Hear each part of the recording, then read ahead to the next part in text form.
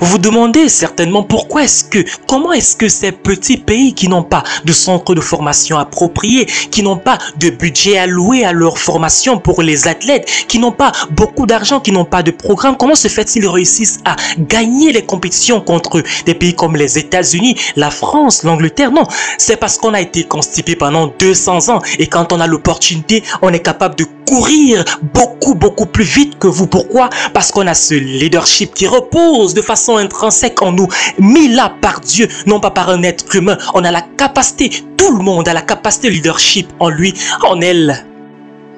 Les clés pour devenir un leader influent. Comment faire pour devenir un leader influent? Aujourd'hui, on va parler de ces clés.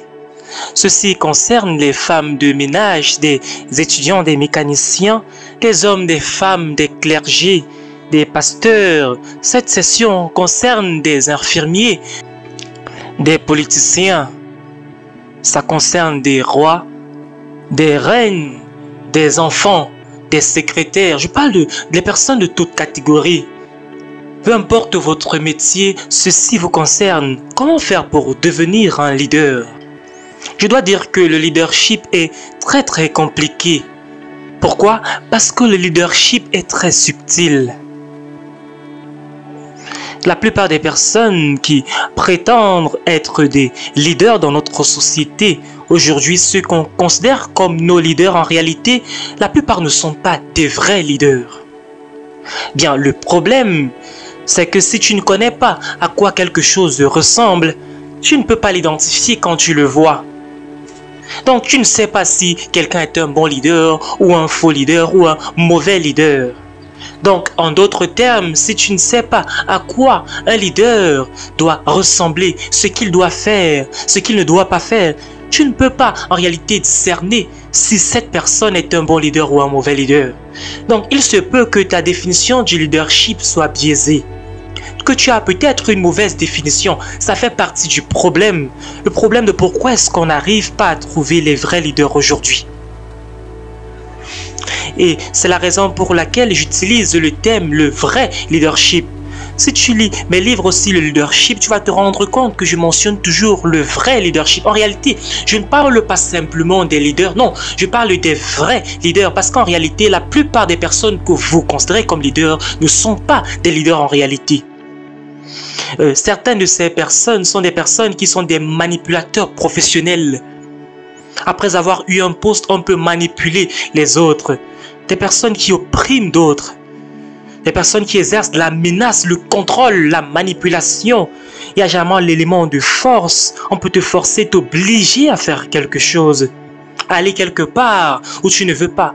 Et ils oppriment leur population, leurs sujets, pour pouvoir te manipuler, te contrôler, dominer sur toi. Ces personnes considérées comme les leaders ont la capacité de pouvoir opprimer et ils connaissent ton point faible. Avec leurs paroles, ils peuvent vous manipuler, vous exploiter. Et souvent on appelle ces personnes des leaders, malheureusement, parce qu'on ne connaît pas à quoi ressemble le vrai leadership.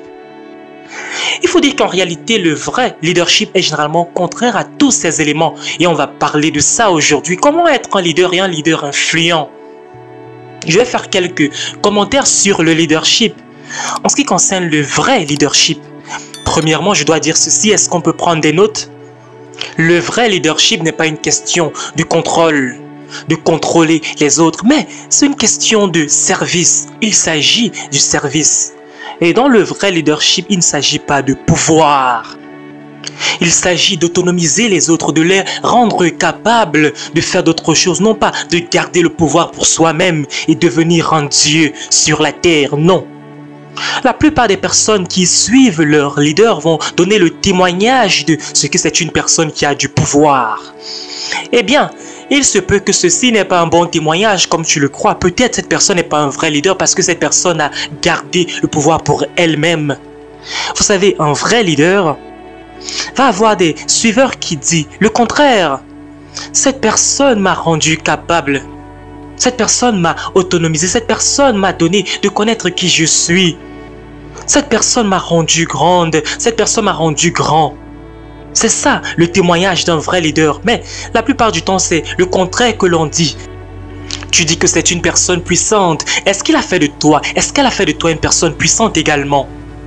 Troisièmement, le leadership, c'est pas une question de manipulation, non, c'est une question d'inspiration. Inspirer à être meilleur, inspirer les autres. Vous savez, c'est la plus haute forme de leadership, inspirer les autres. Les vrais leaders ne manipulent pas. Ils inspirent les autres. Il faut savoir qu'un leader peut être une femme ou un homme. Le leadership n'est pas une question de personne. C'est une question de but, une vision à accomplir. Je vais expliquer ce que cela signifie. En d'autres termes, le vrai leadership n'est pas une question de chercher des suiveurs, des followers, d'avoir une communauté, non. C'est découvrir un but que tu t'engages à pouvoir accomplir, à poursuivre toute ta vie. Donc le leadership, c'est une question de poursuivre un but. Non pas de pouvoir poursuivre des gens, amener les gens à te suivre. Non. Les vrais leaders en réalité ne cherchent pas des suiveurs, des followers, des personnes qui vont les suivre. Le prochain point, le vrai leadership, c'est une question de devenir plus de qui tu es en réalité, non pas juste faire des choses. Généralement, des personnes qui sont considérées comme les leaders sont des personnes qui font de grandes choses. Mais le vrai leader, c'est pas toujours quelqu'un qui fait, non.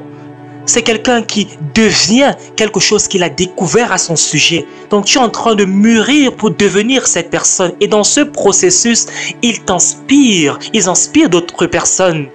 Et cette inspiration, c'est ce qui influence les personnes autour d'eux. Et ces personnes volontairement décident de pouvoir se soumettre à la vision, au but de ce leader. Donc ce sont des propos de façon introductive. C'est une introduction. Et je vais parler du genre de leadership qui détruit notre monde entier. Et je vais toujours répéter ceci parce que ces pensées vont réellement révolutionner votre façon de voir le leadership. La politique sans les principes. C'est le genre de leadership qui détruit le monde. On va voir certains exemples. Le premier, c'est la politique sans principe. J'aurais souhaité passer juste une journée sur cette seule phrase. La politique sans principe. Parce que cette seule phrase résume la plupart des politiciens, des échecs en politique, l'échec dans notre arène politique, qu'une autre composante, des politiciens qui n'ont pas de principe. La politique sans principe. Je vais dire quelque chose qui va choquer certaines personnes maintenant, mais je pense que ça va réellement vous aider. Vous êtes sur le point d'être dans une période électorale dans ce pays. Et il se trouve que sur 360 millions de personnes qui vivent dans ce pays, vous êtes venu à 2 personnes qui vont vous représenter ou 2 personnes qui compétissent pour être président de ce pays. Quand j'étudie ces 2 personnes, j'ai pitié de vous. Je me demande bien, comment se fait-il dans 360 millions de personnes, il n'y a pas de meilleur leader que vous pouvez choisir? Parce que il faut dire, quand on parle de politique sans principe, ces personnes reflètent cela. Une de mes plus grandes inquiétudes en ce qui concerne le leadership au moment présent, c'est cette première phrase que j'ai donnée. La politique sans les principes. Et c'est ça votre problème dans ce pays. Les politiciens qui n'ont pas de principes. Et c'est ce que vous devez traiter aujourd'hui comme question. En tant que citoyen du royaume de Dieu, en réalité, je ne sais même pas comment vous devez voter. Je prie vraiment pour vous. Parce que c'est difficile. Parce que les défauts qui existent dans ces 2 candidats sont vraiment énormes, sont sérieux. Vous avez l'obligation là de voter entre 2 personnes qui, en réalité, n'ont pas toujours de bonnes valeurs, de bons principes. Et ceci parce que votre culture, particulièrement votre système politique n'est pas le genre qui promeut les vrais leaders. Votre culture produit des personnes qui font des deals, des marchés, qui passent des marchés avec d'autres nations. Et donc, ils sont prêts à compromettre leurs principes pour plaire à d'autres personnes. Vous votez des personnes qui sont prêtes à compromettre leurs valeurs personnelles pour pouvoir plaire aux autres. Donc, tu n'es plus un leader, tu deviens une personne qui est conduite, une personne qui n'a pas de valeur, un politicien qui n'a pas de principe. Le deuxième type de leadership qui on est détruit, c'est les personnes qui ont du plaisir sans la conscience. Troisièmement, la richesse sans travailler. C'est le troisième type de leadership qui détruit le monde d'aujourd'hui. Des personnes qui veulent réussir sans travailler. Ce genre de système va détruire une communauté quand des personnes vont choisir de gagner la richesse sans faire aucun effort. Et c'est pour cela que je suis tellement troublé au sujet des choses comme la loterie ou bien des choses comme des paris sportifs, parce que vous développez une culture de personnes qui veulent quelque chose en échange de rien. Vous avez une communauté de personnes qui sont prêtes à pouvoir avoir des choses gratuitement sans travailler. La quatrième composante qui va détruire la société, c'est la connaissance en caractère. Vous savez, il y a beaucoup de personnes qui sont très intelligentes, mais utilisent leur intelligence, leur connaissance pour détruire la société. Et il se peut que le plus les gens deviennent intelligents, le plus les personnes deviennent dangereuses. Il y a des gens qui savent, qui connaissent très bien le système et ils peuvent finir par ne payer aucune taxe. Ou bien des personnes qui savent comment exploiter votre ignorance. On fait des recherches pour promouvoir des choses qui sont terribles et violent le caractère. Le cinquième point, le business sans moralité. Voici ce qui a tué notre monde aujourd'hui avec le capitalisme. On est prêt à faire tout pour de l'argent.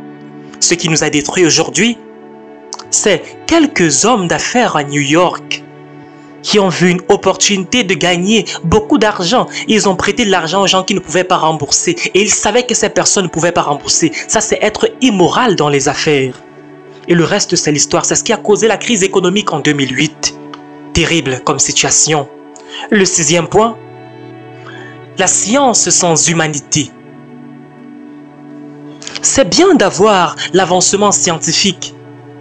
Mais quand tu ne régules pas cela avec la conscience et l'humanité, la science peut détruire, peut te tuer. J'espère que vous me comprenez très bien. J'ai appris qu'il y a des personnes qui ont développé une pilule qui est capable de détruire un bébé dans le ventre, un fœtus. Si tu ne veux pas cet enfant, cette pilule est capable de dissoudre l'enfant. C'est fait, c'est fabriqué en France. C'est ça qu'on appelle la science aujourd'hui. Mais la science qui n'a pas d'humanité. C'est le genre de choses qui détruit notre monde aujourd'hui. Et le dernier point, c'est l'adoration sans le sacrifice. Cela va détruire notre monde aujourd'hui. L'adoration sans le sacrifice. Mahatma Gandhi a fait certaines phrases que j'ai tellement aimées et dit que si nous poursuivons Dieu, si nous suivons Dieu sans être capable de sacrifier le plaisir personnel, si on le fait, on est destructif. Je pense qu'on a vu cela récemment dans notre expérience, dans notre monde, particulièrement dans ce que vous appelez la religion. Il y a des leaders religieux dans notre monde aujourd'hui, des leaders spirituels qui prétendent adorer Dieu au plus haut point, au plus haut niveau, mais ne sont pas capables de contenir leurs pulsions sexuelles, de garder leurs pantalons sur eux. Ils ne sont pas prêts à sacrifier certains plaisirs. Et c'est ça, le genre de choses qui détruit notre monde aujourd'hui. Je vous invite à suivre cet enseignement réellement, à réécouter cette liste plusieurs fois. Écoutez ceci tous les jours, que cette liste puisse vous parler. Mesurez vos leaders contre cette liste. Est-ce que vos leaders ont ces caractéristiques et vous-même, est-ce que vous avez ces caractéristiques? Le leadership. On va parler de la politique pendant quelques temps. On va adresser la question de la politique maintenant parce qu'il y a plusieurs politiciens qui écoutent ce message maintenant ou bien il y a des personnes qui aspirent à la politique. Vous savez, on a un problème aujourd'hui. En réalité, on n'a pas besoin de plus de politiciens. On n'a pas besoin de plus de politiciens dans les postes de leadership. En réalité, ce dont on a besoin, c'est plus de leadership dans les politiciens. J'espère que vous m'avez suivi. Donc, on n'a pas besoin de plus de politiciens dans les positions de leadership, mais plus de leadership dans les politiciens. Cette phrase paraît simple, mais ce n'est pas facile. Vous savez, je traite avec les politiciens très fréquemment. La plupart de mes travaux aujourd'hui, c'est avec des politiciens partout dans le monde entier. Quand je vais quitter ici demain, Je vais partir en Afrique du Sud, je vais rencontrer plusieurs politiciens, je vais partir au Congo, je vais partir en Zambie, au Zimbabwe et la plupart de mes réunions dans ces pays, c'est avec les politiciens de ces nations. Je vais discuter avec eux, je vais former leurs leaders, je vais faciliter les formations avec des leaders des nations. Et je suis généralement très étonné quand je m'assois avec eux dans des salles. Souvent, ils sont 500 personnes assis dans cette salle. Quand j'enseigne sur le leadership, certaines personnes commencent juste à pleurer parce que ce sont des hommes puissants, mais ils reconnaissent, et ces femmes reconnaissent qu'elles manquent beaucoup de choses. Beaucoup de ces personnes se rendent compte que je ne suis pas un leader, qu'ils ne sont pas des leaders. Ce sont des personnes qui ont faim de pouvoir. Ils ont des défauts, ils ont le manque d'estime d'eux-mêmes, ils oppriment leur population, leur communauté. Et ils essayent de compenser avec ce manque d'estime en remplaçant cela par le pouvoir, en opprimant d'autres personnes. Je vais vous dire quelque chose, s'il vous plaît. Ne croyez jamais qu'un politicien est un leader. C'est pas la même chose. Pourquoi? Parce que le système que nous avons aujourd'hui produit des politiciens. Ça ne produit pas des vrais leaders.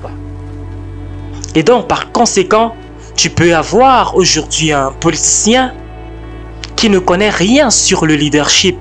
Il est en train de te diriger. Ce dont on a besoin aujourd'hui, c'est plus de leadership dans les politiciens. Et c'est quelque chose qu'on doit enseigner, quelque chose qu'on doit inculquer. On doit inculquer ces leçons à nos politiciens. Et je l'espère que toi qui es en train de suivre ceci, aujourd'hui, tu vas être qualifié pour devenir politicien dans ta communauté. Parce que maintenant, ta motivation va être correcte. Voici une autre chose dont on doit se souvenir. Il faut dire que les politiciens, généralement, sont concernés par la prochaine élection. Est-ce qu'on va me voter la prochaine fois? C'est la raison pour laquelle ils ne peuvent pas être des leaders. Mais les leaders sont différents. Les leaders pensent en réalité à la prochaine génération. Non pas à ce qu'on puisse les voter la prochaine fois. Je voudrais que toi, tu puisses comparer ces deux pensées la prochaine fois que tu vas voir un politicien venir vers toi, ou bien dans ta communauté, dans ton école, dans ton établissement, dans ton bureau pour dire « Votez pour moi ». Posez-lui la question « Quelle est ta vision pour mon enfant ?» Et je vais écouter pendant 20 minutes. Quelle est ta vision pour mon enfant? Quand le maire de ta communauté voudrait que tu puisses le voter, cette personne va sûrement partir.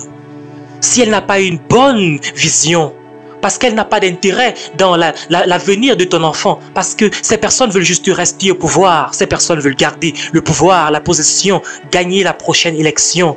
C'est une question de pouvoir. C'est la raison pour laquelle ces personnes ne peuvent pas généralement diriger. Parce que diriger en réalité veut dire que tu dois suivre tes propres convictions. Et ces personnes généralement n'ont pas de convictions. Ils sont en train de courir après la popularité. Ils veulent être populaires. Donc, tu ne peux pas être un vrai leader si tu veux être populaire. Parce que tu vas être corrompu à un certain moment. Le prochain point, il faut dire que les vrais leaders se focalisent sur un but à accomplir. Ayant une passion, ils ont des principes.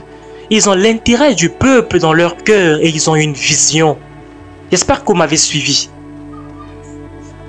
Quand vous voulez entrer dans la politique, quand vous voulez avoir une conversation avec un politicien, posez-leur des questions. Est-ce que vous savez déjà en tant que citoyen d'une nation, vous avez le droit de rencontrer le maire de votre communauté? J'espère que vous le savez. Si vous avez voté pour un maire, le maire travaille pour vous. Par conséquent, vous avez le droit de rencontrer votre maire. Vous pouvez prendre un rendez-vous pour rencontrer le maire de votre communauté. C'est votre droit légal. Il faudrait le savoir. Si il ou elle ne veut pas vous rencontrer, vous pouvez porter plainte. C'est ça le principe de la démocratie. Donc, allez rencontrer votre maire ou votre gouverneur et dites « Je veux passer juste 30 minutes avec vous » et posez-lui la question au sujet de cette liste qu'on a vue au début. Quel est votre but en tant que leader dans cette communauté, en tant que politicien? Quel est votre but? La première question va l'amener à trembler. La deuxième question, quelle est ta passion? Quelle est votre passion, monsieur le dirigeant, pour notre communauté? Qu'est-ce que vous voulez réellement réaliser? Quelle est votre passion? Quelles sont vos convictions? Non, je veux juste construire des routes ou bien pouvoir de l'eau, de l'électricité à la communauté. Non, quelle est votre conviction? Quelles sont vos passions? Quelle est votre passion pour la communauté? Et la troisième question, c'est la plus dangereuse. Quels sont vos principes? Vos principes de leadership, des choses que vous ne pouvez pas violer en tant que leader. Quels sont vos standards? Quelles sont les choses que vous avez observées, que vous n'allez jamais briser dans cette communauté? Il faut dire que ces questions concernent le vrai leadership. Et c'est la raison pour laquelle on a besoin de questionner les leaders qu'on a dans notre société aujourd'hui. Donc, j'ai une pensée aujourd'hui. Je parle de leadership et principe.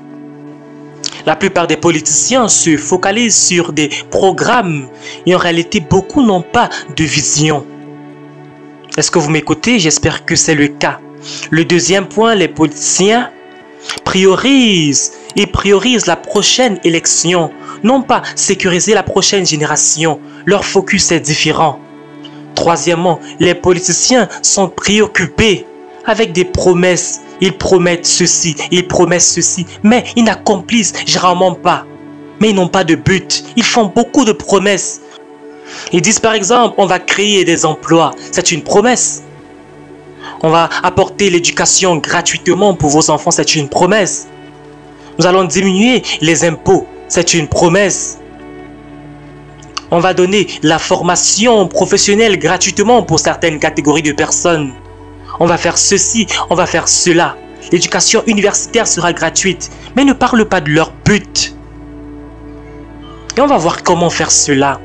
Il faut dire que le but, c'est la fondation même du leadership.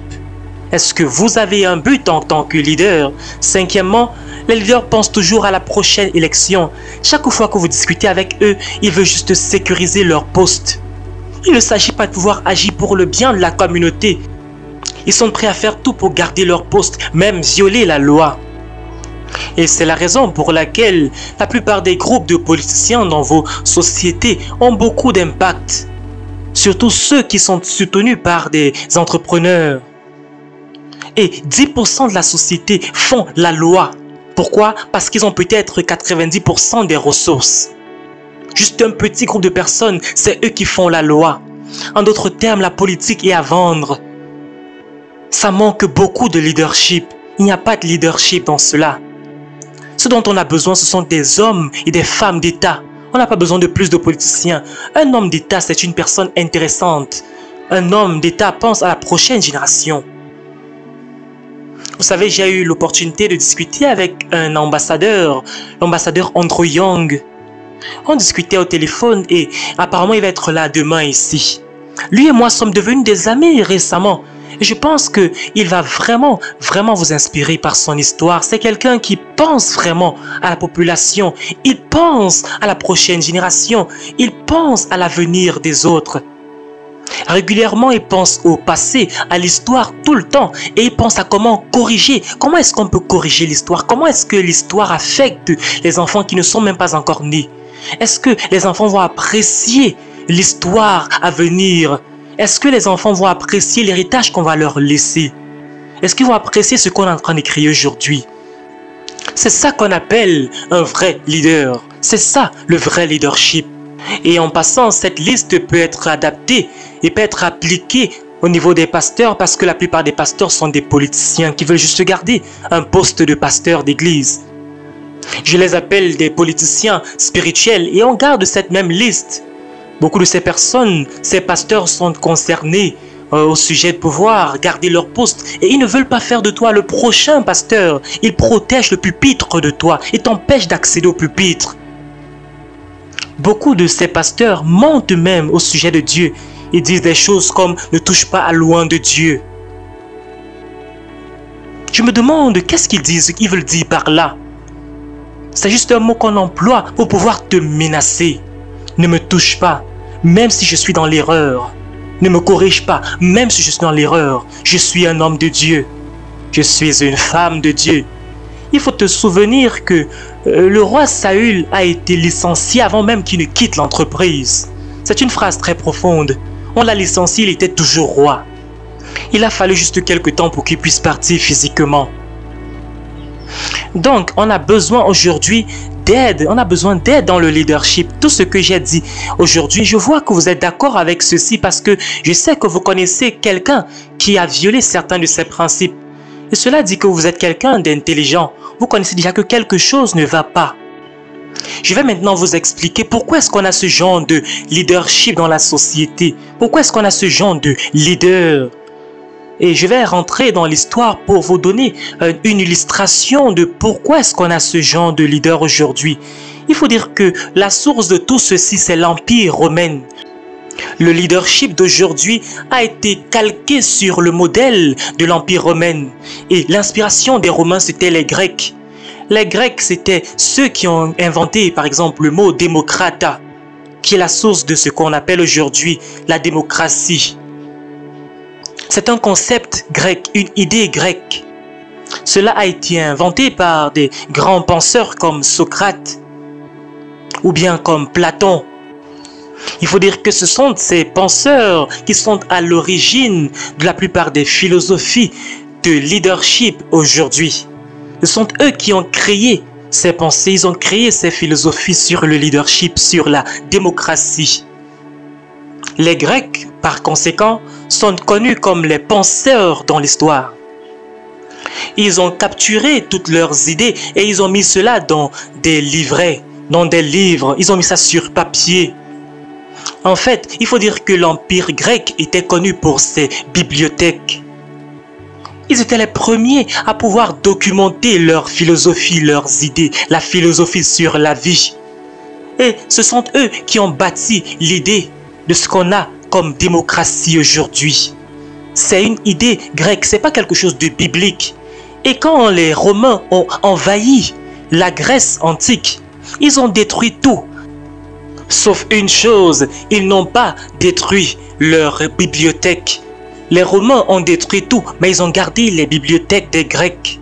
Et les leaders romains ont pris les livres dans ces bibliothèques et ils ont pris toutes les idées des Grecs. Et ils ont choisi les parties qu'ils voulaient. Ils ont adapté cela à leur vie. Et ils ont utilisé les idées, par exemple, du leadership pour gouverner leur empire. Donc on peut dire qu'un Romain, c'est quelqu'un qui a un soldat dans ses bras, mais également c'est quelqu'un qui pense comme un Grec dans sa tête. C'est un lutteur dans ses mains, mais il pense comme un Grec. Il avait la puissance, l'armée d'un Romain, mais il pensait comme un Grec. Mais pourquoi est-ce que tout ceci est important? Il faut dire qu'aujourd'hui, les pays en Europe, les pays qui ont colonisé la plupart des pays occidentaux, aujourd'hui, viennent de cet empire, l'Empire romain. Donc, le mot Europo, d'où nous avons le mot Europe, c'est un mot que les Romains avaient inventé. Et cela décrivait leur espace de contrôle. Et cela partait du nord de l'Afrique jusqu'en Angleterre. Les Romains contrôlaient tout ce monde-là. Et le César qui était le roi, il faut dire que César c'est juste un titre qui veut dire fils de Dieu. Le roi, le César, gouvernait tout ce monde connu. Et quand l'Empire romain a été détruit, et il n'a pas été détruit par une armée, l'Empire romain a été détruit par une autre chose, par l'immoralité. L'immoralité sexuelle. Je sais que c'est assez choquant. Il faut dire que l'Empire romain a été détruit par l'immoralité sexuelle. Ils sont devenus tellement corrompus moralement qu'ils ont commencé à pourrir de l'intérieur. Aucune armée n'a détruit Rome. Et par exemple, il faut dire qu'il y avait 14 Césars, 14 rois. Et 12 de ces 14 Césars étaient des homosexuels. Et leurs favoris, c'étaient des petits garçons. Donc quand vous étudiez la moralité de cette personne, c'était grave. Et c'était la plus grande puissance de tous les temps. Aucune autre armée ou aucun autre empire n'a été aussi grand que l'Empire romain. Rome était l'empire le plus puissant de toute l'histoire de l'humanité, même dans la Bible. Pourquoi? Ce sont les seuls qui ont gouverné tout le monde entier. Aucun empire n'a pu les détruire et aucune armée ne pouvait les détruire. Ils ont été détruits par l'immoralité sexuelle. Ils sont devenus tellement corrompus moralement qu'on ne devait même pas les tuer. Ils se sont détruits eux-mêmes. La plupart des grandes nations meurent de cette façon. On ne peut pas les battre par une armée qui commence à pourrir à l'intérieur. Leurs lois, leurs intérêts commencent à promouvoir des choses qui ne sont pas bonnes, qui sont douteuses. Est-ce qu'il se peut que la plus grande nation aujourd'hui, les États-Unis? Est-ce qu'il se peut que les États-Unis se détruisent eux-mêmes? On n'a pas besoin d'envoyer la bombe nucléaire, ils se détruisent eux-mêmes à cause de leur immoralité? Question. Donc, l'Empire romain s'est écroulé. Quand ça s'est écroulé comme empire, il y avait des petits royaumes qui se sont créés. Il y avait plusieurs nations que l'on connaît aujourd'hui. Il y avait la France, il y avait la Grande-Bretagne, il y avait l'Espagne, il y avait la Belgique. Tous ces royaumes se sont formés après la chute de l'Empire romain. J'espère que vous comprenez ceci maintenant. Donc, ils ont développé des petits royaumes à côté. Il y avait l'Empire français. Il y avait la Belgique. Il y avait le Portugal même. Il y avait le royaume anglo-saxon, la Grande-Bretagne. Ce sont des subdivisions après la chute de l'Empire romain. Et le point que je veux faire, c'est que toutes ces personnes pensent comme les Grecs. Ils ont juste l'attitude, l'armée romaine, mais ils pensent comme des Grecs. Si vous constatez bien, la plupart d'entre eux ont développé le même intérêt dans la colonisation.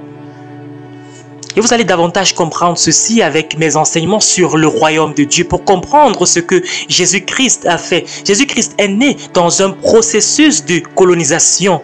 Il était également né dans une colonie, membre de l'Empire romain à l'époque. Et vous ne pouvez pas comprendre la Bible si vous ne comprenez pas la colonisation, le royaume de Dieu.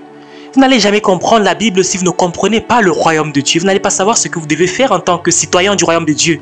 Cela n'a rien à voir avec la religion. Ce n'est pas une question de religion. Donc, quand l'Empire romain a chuté, ils ont développé ces petits royaumes après. L'Espagne, la France, le Portugal, la Grande-Bretagne, la Belgique. Et qu'est-ce qui s'est passé par après? Ils ont commencé à s'étendre. Ils ont commencé à s'étendre au travail de la colonisation. Et par la suite, ils sont devenus intéressés par le monde occidental. Des personnes comme Christophe Colomb étaient italiens. Ils ont commencé des expéditions. Christophe Colomb voulait explorer le monde. Son gouvernement a refusé de le soutenir, le gouvernement italien, romain à l'époque. Donc il est parti en Espagne et le roi et la reine d'Espagne ont dit « On veut pouvoir accompagner ce projet parce qu'on veut étendre notre royaume. » Et ils ont construit les bateaux, ils ont financé. Il est parti. Il est arrivé du côté des Caraïbes et il a trouvé des îles. Et parmi les îles qu'il a trouvées, il a donné le nom à une des îles Bahamas aujourd'hui. Parce que vous savez que c'est plusieurs îles qui constituent ce qu'on appelle le pays des îles Bahamas. Il a donné le nom l'île Salvador, San Salvador. Et aujourd'hui, on a toujours cette île qui existe. Et tout cela, c'était en honneur du roi et de la reine d'Espagne qui avaient sponsorisé, financé le projet d'expédition pour l'extension de leur royaume. Et c'est pour cela que la plupart des pays, vous allez vous rendre compte que la plupart des pays de l'Ouest parlent l'espagnol. Nous avons le Mexique, nous avons plusieurs pays, la Colombie, Uruguay, Paraguay. Et il n'y a que le Brésil en Amérique du Sud qui ne parle pas l'espagnol. Le Brésil parle le portugais parce que l'Espagne a financé le projet et il a assujetti ses peuples. Et tout cela, c'était pour l'Espagne. Les Français sont venus par la suite dans les îles et ensuite l'Angleterre est venue également. Et il y a eu quelques guerres et aujourd'hui nous parlons anglais parce que notre territoire a été conquis par les anglo-saxons. Ça dépend de quel royaume va gouverner sur votre territoire pour parler une certaine langue. Non loin d'ici, il y a Cuba. Eux parlent espagnol et nous parlons anglais alors que ce sont nos cousins. Et les États-Unis, premièrement, ce sont les Espagnols qui ont atterri ici. Mais ensuite, les Anglais ont pris le dessus. Donc, c'est un peu d'histoire pour vous permettre de connaître. Mais on va voir quelle est la philosophie de leadership qui, aujourd'hui, prime dans le monde entier. Pourquoi est-ce que les gens se comportent comme ils se comportent? Quel est l'impact de la colonisation sur la philosophie de leadership? Je veux chuter sur un point très important. Et après cette colonisation, il faut dire, souvenez-vous, il faut dire qu'un royaume s'étend. S'étend pourquoi? Parce que la gloire d'un royaume, c'est le territoire. Quand le territoire s'élargit, eh bien le royaume a plus de gloire. Et c'est comme ça qu'il faut vraiment voir les choses. C'est la raison pour laquelle il faut voir la Bible. C'est un royaume, c'est une question de royaume, un royaume, des territoires. Il faut écouter les enseignements sur le royaume pour davantage comprendre ceci. Et tous ces royaumes d'Europe ont commencé à se battre. Ils sont venus en Amérique, dans les Caraïbes, tout cela pour pouvoir avoir chacun des territoires. Ils recherchaient la richesse dans les territoires, ils recherchaient l'or, le diamant, ils recherchaient plusieurs choses. À l'époque, le pétrole n'était pas encore important. La richesse était des terres, les terres pour l'agriculture. Ils recherchaient l'or et ceux qui avaient les terres étaient des rois puissants. Quand ils sont venus dans ces territoires, les Caraïbes, l'Amérique du Sud, l'Amérique du Nord et tout ce qu'on appelle les Amériques, ils se sont rendus compte qu'il y avait plusieurs terres. Et ils ont domestiqué les locaux, les indigents du territoire, au travers des armes bien sûr. Certaines personnes ont fui, certains ont été tués, il y a eu des rébellions, mais les colons ont eu le dessus à cette époque-là et les Portugais étaient les premiers à partir en Afrique et ils ont trouvé des personnes très fortes en Afrique. Ils se sont rendus compte que les Africains étaient plus forts que ces personnes qu'ils avaient trouvées dans les Caraïbes et par conséquent, ils ont commencé à exporter les Africains vers les Caraïbes pour pouvoir travailler dans les champs de sucre et tout. Ces champs pour cultiver et ensuite pouvoir vendre partout dans le monde entier. Pourquoi? Tout cela parce que le roi, je veux dire la gloire d'un royaume, c'est le territoire et le plus de territoire que vous avez, le plus vous avez de la gloire. Et c'est ainsi que la traite négrière a commencé. Tout ceci, c'était simplement une question d'argent, d'économie. J'espère que vous suivez. Aucun esclave n'est venu à cause d'amour dans les Caraïbes. Les Africains étaient transportés de force. Et cela n'a pas changé aujourd'hui. Eh bien, on a maintenant ce problème. Et avec ce commerce des esclaves qui se passait à cette époque, il faut dire que tous les royaumes faisaient participer à ce commerce. Les Français, les Anglais, les Belges, les Portugais, tous les royaumes d'Europe qui s'étaient étendus dans les autres territoires en Afrique ou bien dans les Caraïbes participaient à cela. Et généralement, ils aimaient les Africains parce que les Africains étaient plus forts physiquement. Et donc, vendre un esclave africain qui était plus fort, il coûtait beaucoup plus cher. Cela, c'était juste pour le commerce, pour de l'argent. Cela parle de l'importance de l'argent depuis cette époque. Et ce qu'il faisait même, c'est que généralement, on cherchait un homme qui est fort et on prenait peut-être une femme qui était forte. On faisait qu'ils puissent s'accoupler ensemble pour avoir un autre esclave, un enfant qui était fort. Il ne se préoccupait pas de la famille. Et la destruction de la composante de la cellule de la famille, c'est quelque chose qui ne date pas d'aujourd'hui. Tout ceci, c'était pour de l'argent. Est-ce que vous imaginez cela? Tout ceci, c'était pour de l'argent. Mais j'ai une question à te poser. Comment se fait-il un être humain pouvait faire cela à un autre être humain? Comment se fait-il? Quelle était leur philosophie? Comment se fait-il les leaders pouvaient faire ça à d'autres personnes? Et c'est ça qu'on va adresser comme question aujourd'hui. Comment se fait-il les leaders pouvaient faire cela? Pourquoi les Grecs avaient que les Romains ont adopté, qui est devenu la fondation de leur leadership pour les royaumes d'Europe qui ont créé nos nations aujourd'hui?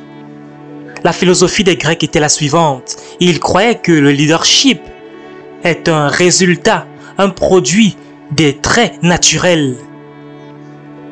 Donc pour ceux qui ont étudié la philosophie, ont sûrement étudié les écrits de Platon, de Socrate, des perceptions de Socrate au sujet des êtres humains. Vous avez peut-être vu les écrits de ces philosophes sur la valeur des êtres humains. Vous allez voir que ces principes se trouvent dans leur philosophie. Ils croyaient par exemple qu'un être humain avait été choisi pour être un leader s'ils avaient certaines caractéristiques physiques naturelles. Donc si vous n'avez pas certaines caractéristiques physiques, vous êtes né pour être un esclave. Ça c'est la pensée des Grecs que les royaumes d'Europe ont adopté après la chute de l'Empire romain. Ils croyaient que le leadership est un résultat des traits de naissance. Les Grecs croyaient que si tu as certains traits à la naissance, tu es automatiquement né pour être de la classe dirigeante. Et si tu n'avais pas certains de ces marques, tu ne pouvais pas être le leader. Tu étais toi né pour être de la classe des esclaves. Et on va voir quelles sont les caractéristiques physiques dont il parlait. Et vous allez voir qu'également que certaines de ces caractéristiques étaient choquantes. Les Grecs également croyaient que si vous avez peut-être une couleur de peau claire, vous êtes né pour être un leader. Une couleur de peau blanche. Donc ça veut dire que moi, je ne peux pas être un leader. Selon eux, si tu as une lèvre mince, tu es conçu pour être un leader. Donc si tu as une grosse lèvre comme moi, tu ne peux pas être un leader. Si tu as un nez pointu, tu es fait pour être un leader. Les dieux t'ont choisi pour être un leader. Vous savez que les Grecs croyaient en plusieurs dieux. Ça veut dire que moi-même, je ne pouvais pas être un leader. Ils disent que si tes cheveux étaient blonds et tes yeux étaient bleus, tu as été conçu pour être un leader. Oh mon Dieu, ça veut dire que moi, je ne pouvais pas être un leader parce que j'ai une peau noire, j'ai des cheveux noirs, j'ai un nez qui est large, non pas pointu, j'ai de grosses lèvres. Donc vous allez comprendre par conséquent pourquoi, quand ils sont partis en Afrique, la conclusion était que les dieux nous ont bénis aujourd'hui. Nous avons suffisamment de main-d'œuvre créée par les dieux pour pouvoir diriger notre royaume. Et par conséquent, les Africains ont commencé à travailler dans leurs entreprises, dans leurs champs. J'espère que vous voyez cela maintenant. Et je voudrais que vous puissiez comprendre que c'était la philosophie de leadership de ces personnes. Ceci, c'était la philosophie de leadership de ces gens. Leur philosophie de leadership. Ceci est très important. En d'autres termes, donc s'ils te traitent comme quelqu'un qui n'est pas un être humain complet, c'est pas une question de conscience. Ils n'avaient pas une conscience qui les gênait par rapport à cela, non. C'était naturel. Tu n'as pas les caractéristiques naturelles, donc c'est normal. Tu es né pour être un esclave. Tu es né pour me servir. Il n'y a pas de problème à cela. Tu as été créé par le Créateur pour être de la seconde classe, pour être mon esclave. Tu ne peux pas discuter cela. Dieu t'a choisi pour être mon esclave. Donc le concept, c'était le troisième point, on va le voir maintenant. Le troisième point dit ceci, que le leadership était un résultat de la providence. Donc ça veut dire que les dieux choisissaient ceux qui étaient les leaders et également les dieux choisissaient ceux qui étaient les suiveurs. Donc ce n'était pas une question de qui est-ce que tu crois que tu es. C'est les dieux qui ont choisi. Est-ce que vous comprenez la profondeur de ce message? Et ceci se trouve dans la psychologie de ces personnes qui ont adopté la pensée des Grecs. Et ceci n'est pas terminé jusqu'aujourd'hui. Je vais expliquer comment cela marche de façon pratique. Si vous êtes parti à l'université, par exemple, voici Monsieur Jean qui est parti peut-être à l'université faire un doctorat en physique. Je parle de la physique nucléaire. Un monsieur très intelligent, il a un doctorat en physique nucléaire ou en physique quantique. Le problème, c'est que ça ne compte pas. Au final, tu es toujours un esclave. Tu es simplement vu comme un esclave qui est très intelligent. Parce que ta couleur de peau, tes yeux, ta couleur de peau, tes cheveux, tout cela te définissent comme un esclave. Donc, ils vont dire à leurs voisins, j'ai un esclave qui est très intelligent. Mais c'est toujours un esclave. Donc, quand on t'éduque, tu penses que cela te change. Non, ça ne te change pas, selon eux. Il ne s'agit pas d'une question de cerveau, non. Même s'ils sont moins intelligents que toi. Donc, le système, la culture, cela ne se traduit pas. Cela ne convertit pas ton pied-dit en quelque chose qui est supérieur, selon eux, non. Tu es simplement un esclave qui est très intelligent. On te traite comme un animal qui est juste très intelligent. Donc peu importe le type d'éducation que tu as, peu importe combien tu as des diplômes, des titres, peu importe combien tu as accompli, dans la pensée du grec, dans la pensée du romain, qui est leur philosophie qu'ils ont transportée jusqu'aujourd'hui, tu es toujours un esclave, selon eux. Et tout cela, ils disent que c'est Dieu qui t'a choisi. Et ils ont créé une théologie pour cela. Parce que vous savez, toute idéologie a besoin d'une théologie pour faire de ça quelque chose de légal. Est-ce que je peux encore le dire? Toute idéologie a besoin d'une théologie pour faire de cette idéologie quelque chose de légal. Même l'apartheid en Afrique du Sud était validé par une théologie créé par une église basée sur la théorie, la philosophie grecque également. Hitler, par exemple, vous connaissez tous Hitler, Adolf Hitler, c'était quelqu'un d'intéressant. Donc lui, il croit avoir eu une visitation de Dieu. Il disait avoir eu une visitation. Il croyait que Dieu l'avait choisi pour restaurer l'Empire romain. Et c'est la raison pour laquelle il avait le plan de pouvoir gouverner toute l'Europe. Il dit qu'il a été choisi par Dieu pour établir ce que lui appelle le troisième règne. Le troisième règne des Romains. Et c'est pour cela que ces concepts de leadership étaient penchés, tordus. Sa philosophie a facilité les choses pour lui, pour qu'il puisse facilement tuer les êtres humains sans remords. Et tu sais, par exemple, tu as besoin des yeux bleus, tu as besoin d'une peau blanche, tu as besoin des yeux bleus. Les Juifs n'avaient pas toutes ces caractéristiques. Les Juifs avaient des cheveux noirs, des yeux qui étaient de couleur des pupilles noires. Il a dit que waouh, ce peuple c'est un peuple d'esclaves.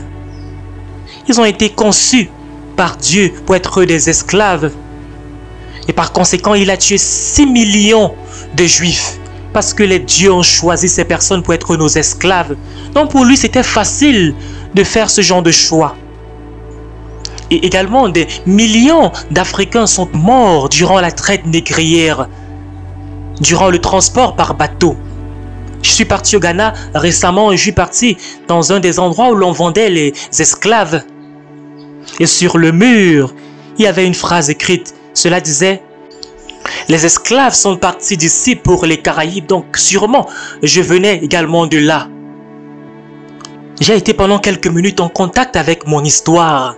Comment j'ai fait pour être aujourd'hui membre, ou je dirais citoyen des îles Bahamas, en tant que Caribéen. Maintenant, voici le point que je veux faire. D'où est-ce que tu as obtenu ta philosophie sur le leadership? Cela détermine comment tu vas conduire des personnes qui te suivent. D'où est-ce que tu as obtenu ta philosophie sur le leadership? Ta façon de penser va déterminer comment tu conduis les personnes qui te suivent. Est-ce que tu les détruis? Est-ce que tu les construis? Est-ce que tu les bâtis? Donc les Grecs croyaient que les dieux choisissaient les leaders et que les dieux choisissaient des suiveurs, des esclaves. Également, ils croyaient que le leadership est le résultat de ce qu'ils ont inventé comme mot, le charisme, une personnalité charismatique. Ils croyaient que le leadership est le résultat d'une personnalité charismatique. Et Platon définit le charisme comme étant le don des dieux. Et il a énuméré certains de ces dons. Par exemple, une personnalité extrovertie. Par exemple, quelqu'un qui est extroverti, qui est éloquente. Si tu avais des aptitudes pour communiquer, si tu étais quelqu'un qui parlait très bien, on te considère comme un leader. Si tu es flamboyant, tu es extroverti. Et tout cela, on te considère comme quelqu'un de charismatique. Les dieux t'ont choisi, tu as le don des dieux, tu es un leader. Donc si tu es quelqu'un de calme, d'introverti, on te considère comme un esclave. Et c'est la raison pour laquelle tu développes l'idée selon laquelle il disait à l'esclave souvent: on doit te voir, mais on ne doit pas t'entendre. Cette phrase est très dangereuse. C'est une philosophie. Tu ne dois pas parler selon eux. Seuls les leaders ont le droit de parler. Tu as le devoir de ramasser du bois, de cuisiner, de travailler dans les champs. On doit juste te voir mais pas t'entendre. Et tout cela parce que tu n'es pas un leader. Voici le problème. Cela est tellement profond que cela est entré dans l'esprit de l'esclave.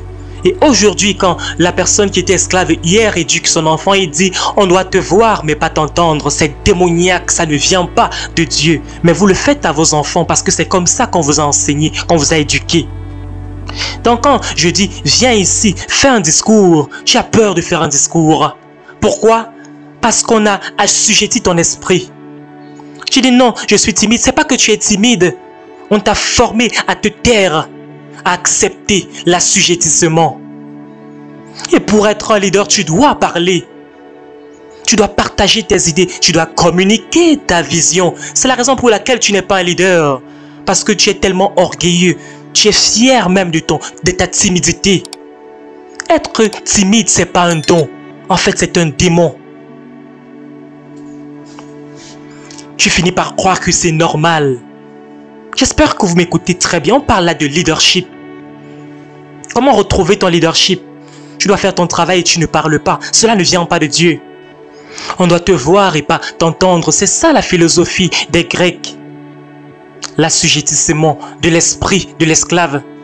Donc, le maître qui t'avait maîtrisé, qui t'avait acheté, on disait à ce petit garçon de 4 ans qui était blanc, on disait, toi, récite quelque chose, mais toi, tu as 40 ans, tu demandes de te taire. On forme un petit garçon blanc au leadership. Et toi, qui as 40 ans, on te demande de te taire. Et voici un petit garçon de 7 ans qui est éloquent. Et à 40 ans, tu as peur de parler. À cause du conditionnement de la pensée. C'est différent. Vous voyez? Souvent, vous ne savez même pas pourquoi vous vous comportez de la sorte, tel que vous êtes. Cela vient du conditionnement et à cause de la philosophie des Grecs que vous êtes toujours en train de vivre, sous laquelle vous vivez toujours. Et c'est probablement la raison pour laquelle c'est difficile pour ceux qui ont été opprimés par le passé de pouvoir diriger dans des pays industriels aujourd'hui. Pourquoi? Parce qu'ils ont une histoire lourde qu'ils transportent. Ils transportent une histoire très lourde. Et ils essayent de se débarrasser de cela. Et toi, tu vas être un leader avec ce poids, ce fardeau. Et le problème, c'est que quand on libère une de ces personnes, un de ces esclaves, dans sa pensée, dans sa croyance, il sait qu'il ne peut pas diriger son ancien maître. Et du coup, il se tourne vers son propre peuple, des personnes de sa communauté, pour les opprimer comme son maître l'opprimait, les opprimait par le passé. Et il doit imiter le maître parce qu'il a un faux modèle de leadership. Eh bien, il te dit, tais-toi, ferme ta bouche, fais comme ceci, fais comme cela. Ne me dis pas ce que je dois faire. Tais-toi. Il ne prend aucun conseil. C'est moi le patron. Ce que je dis est toujours correct. Cet esprit, c'est une mentalité d'esclave qui a juste un peu de pouvoir. J'espère que vous me suivez. Donc il finit par opprimer son propre peuple. Parce que mentalement tu es malade. À cause de l'endommagement historique. On a endommagé ta pensée. Et maintenant tu veux un titre pour appliquer un peu d'oppression sur les autres. Vous savez, c'est pour cela que vous avez besoin d'un séminaire sur le leadership. D'abord pour identifier ton problème. Je ne suis pas impressionné par le fait que tu me dis que tu es un évêque. Ça ne veut rien dire pour moi. Je vais citer quelque chose dans la parole de Dieu qui est très important. On trouve ça dans Ecclésiaste et Salomon dit ceci: malheur au pays où un esclave devient un roi. Je vais encore le citer, c'est dans la parole de Dieu. Malheur au pays quand un esclave devient un roi. Le mot malheur, c'est le pire mot en hébreu. Jésus-Christ a utilisé cela quelques fois. Ça veut dire que tu es voué à la perdition. C'est un mot horrible. Je vais le reciter encore. Ceux qui sont dans le pays sont voués à la destruction quand celui qui est le patron pense comme un esclave. Malheur à vous quand un esclave est votre roi. Mettre une couronne sur la tête d'un homme ne change pas sa pensée. J'espère que vous me suivez. Est-ce qu'on est ensemble? Je voudrais qu'en réalité tu puisses penser à ceci. Pense à toi-même. Les personnes que toi tu suis. Est-ce que tu es juste un mouton qui suit n'importe qui, n'importe comment, n'importe où? Est-ce que ces personnes sont libres, ces personnes qui te conduisent? Ou bien ces personnes sont des personnes qui se nourrissent de tes peurs? Ces personnes qui se nourrissent de tes insécurités parce que tu as décidé de te soumettre à eux. Mesdames et messieurs, je suis venu ici aujourd'hui avec une sainte colère dans mon cœur. Parce que je me trouvais là où vous trouvez aujourd'hui. C'est un endroit très triste où on peut se trouver. On est perdu et on ne sait pas. On est aveugle et on croit qu'on voit. Nous sommes victimes d'un leadership, d'une philosophie leadership qui nous affecte encore aujourd'hui. Donc tu vas au travail le lundi et quand tu vois ton patron, tu as peur. Tout ton corps commence à trembler. Tu es encore malade. Quand tu vois un de tes frères, tu vois quelqu'un qui a la même couleur de peau que toi, tu ne trembles pas. Comment se fait-il que tu as deux réactions différentes? C'est parce que tu es toujours malade dans ta pensée. Et tu as un titre malgré tout cela, malgré ta maladie. S'il te plaît, écoute ce message. Tu dois donner ce message à tes enfants. Parce que si ceci ne pénètre pas ta pensée, tu es juste quelqu'un qui est bien vêtu, tu as une couronne, tu es bien formé, mais tu es toujours un esclave dans la pensée. Tu dis que tu crois en la parole de Dieu, mais tu suis la pensée des Grecs. Et c'est la raison pour laquelle quand quelqu'un devient pasteur dans une église, soudainement, il croit qu'il est meilleur que le peuple. Il y a des fois, j'écoute vos pasteurs à la télévision, à la radio, et je dis cette personne est malade.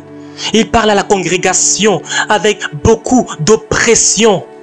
Cette personne, c'est juste un esclave qui est bien habillé, avec une couronne, avec un titre. Je suis docteur, je suis évêque, je suis ceci, je suis cela, mais un esclave dans sa façon de penser. D'où est-ce que tu as eu ta philosophie sur le leadership? Tu l'as eu des Grecs. Pourquoi? Parce que quiconque t'a colonisé, quiconque t'a influencé, t'a convaincu que c'est comme ça que les choses doivent se passer. Jésus-Christ n'a jamais dit que quelqu'un peut te rendre libre. Et je crois que certains d'entre vous croyaient que les êtres humains comme Nelson Mandela, Gandhi, Martin Luther King Jr. pouvaient vous libérer. Non, c'est un mensonge. Aucun être humain ne peut vous rendre libre. Est-ce que vous savez ce que Jésus-Christ a dit? Il dit ceci: vous allez connaître la vérité et c'est la vérité qui vous affranchira. Ce n'est pas une personne qui vous rend libre. Imaginez-vous que je viens ici dans ce séminaire, je vous enseigne pendant 3 jours sur les principes du leadership, 10 choses à faire pour être un bon leader, comment organiser votre entreprise, les principes du management. Et vous allez partir d'ici en tant que des personnes bien éduquées, mais des esclaves dans la pensée. Votre problème, c'est que vous êtes toujours aveuglé, oppressé par un raisonnement, un problème que vous ne connaissez même pas que vous avez. C'est la raison pour laquelle vous devez partir dans l'histoire pour savoir comment résoudre ce problème et savoir comment faire pour vous détacher de cela. Les Grecs ne me définissent plus, ils ne définissent pas Miles Monroe. Ils ne définissent pas ma façon de penser. Je suis un être humain digne, non pas à cause de ma couleur de peau, non pas à cause de mes yeux, non pas à cause de mes lèvres. Je suis digne, une personne de première classe. Puissant en tant qu'être humain. Pourquoi? Parce que j'ai été créé à l'image du Créateur, à l'image de Dieu. Et je ne vais pas te donner le droit ou le privilège de me donner une certaine valeur. Tu n'as pas idée de qui je suis. Occupe-toi de tes affaires, s'il te plaît. Et personne ne m'a fait cela, personne ne m'a libéré. C'est quand j'ai découvert la vérité que cela m'a rendu libre. Tu connaîtras la vérité, vous connaîtrez la vérité vous affranchira. Et c'est la raison pour laquelle cette vérité vous touche profondément. Pourquoi? Parce que vous vous rendez compte finalement de qui vous êtes. Je suis fatigué de toutes ces prédications que j'écoute tout le temps. Tu n'as plus besoin d'une nouvelle prédication, tu as besoin d'une révélation de qui tu es en Jésus-Christ. J'espère que vous êtes en train d'être bénis par ce message. Laissez un commentaire si c'est le cas. Personne ne fait de toi un leader. Tu es né leader. Mais tu as été écrasé sous une philosophie qui fait de toi un esclave. Ce n'est pas juste les Noirs. Il y a des Blancs, il y a des Asiatiques. J'ai été dans des nations où j'ai vu tellement de personnes blanches opprimées. Quand je suis parti en Pologne, j'ai commencé à pleurer. le même esprit d'oppression qui œuvre dans ces personnes. Mon épouse et moi, nous sommes partis à Hong Kong et j'ai pleuré. Tout le monde qui viole ton identité est démoniaque, qui te dérobe de ton identité démoniaque. Et c'est la raison pour laquelle mes livres sont dans 16 langues aujourd'hui, dans 112 pays. Même en mandarin, et on m'invite, peu importe mon apparence. On ne dit pas que non, tu es un homme noir, non. On dit on a besoin de tes enseignements ici en Chine. On a besoin de ces messages. Parce que les gens ne te rendent pas libre. Personne ne te libère, c'est la vérité qui te libère. La vérité que tu connais, c'est elle qui va te libérer. Mesdames et messieurs, je vais vous donner la philosophie originelle du leadership. C'est ce que nous devons aborder aujourd'hui. Et cela est venu avant les Grecs. C'est documenté dans le premier livre de Moïse. Premièrement, il faut dire ceci. La philosophie originelle de leadership dit que dans chaque suiveur, il y a un leader. Et deuxièmement, ça veut dire que tout être humain a été créé pour conduire, pour diriger et conçu avec les gènes du leadership en vous.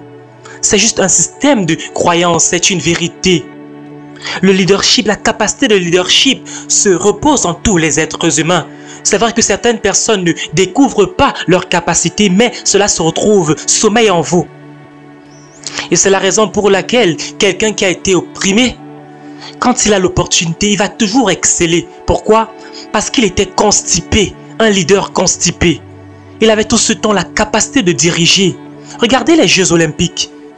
Vous vous demandez certainement comment est-ce que ces petits pays qui n'ont pas de centre de formation approprié, qui n'ont pas de budget alloué à leur formation pour les athlètes, qui n'ont pas beaucoup d'argent, qui n'ont pas de programme, comment se fait-il qu'ils réussissent à gagner les compétitions contre des pays comme les États-Unis, la France, l'Angleterre? Non, c'est parce qu'on a été constipé pendant 200 ans et quand on a l'opportunité, on est capable de courir beaucoup plus vite que vous. Pourquoi? Parce qu'on a ce leadership qui repose de façon intrinsèque en nous, mis là par Dieu, non pas par un être humain. On a la capacité, tout le monde a la capacité de leadership en lui, en elle.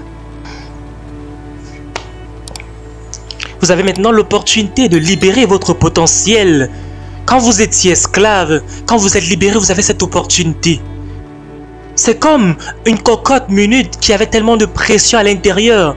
Si vous sortez ce qui est à l'intérieur, ça va exploser.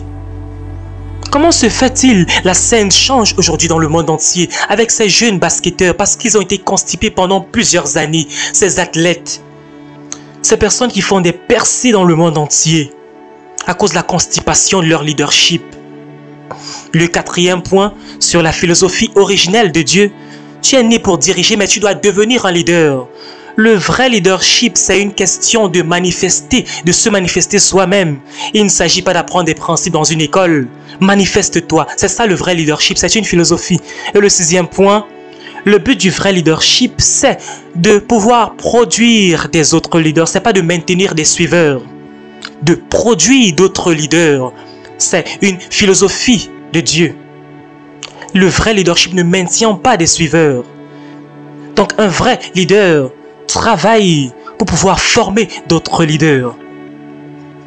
Il travaille à cela. Les vrais leaders sont toujours en train de progresser. Ils ne tombent pas amoureux d'une position. Ils sont toujours en train de produire, de fabriquer des personnes, permettez-moi l'expression, des personnes qui vont prendre après eux, de former des personnes. Tes vrais leaders ne sont pas attachés à leur titre. Vous savez, quand quelqu'un aime des titres, c'est un signe que cette personne est un esclave. Je vais expliquer pourquoi. Parce que ces personnes obtiennent leur valeur de leur titre. Pourtant, ce n'est pas ça le leadership. La plupart des personnes qui aiment des postes, des positions d'autorité ne sont pas des leaders. Et ceci parce que leur valeur vient de leur position. Donc, ils sont prêts à tuer pour garder ce poste. Parce que s'ils perdent ce poste, ils se perdent eux-mêmes. Parce qu'ils ont décidé d'être leur poste.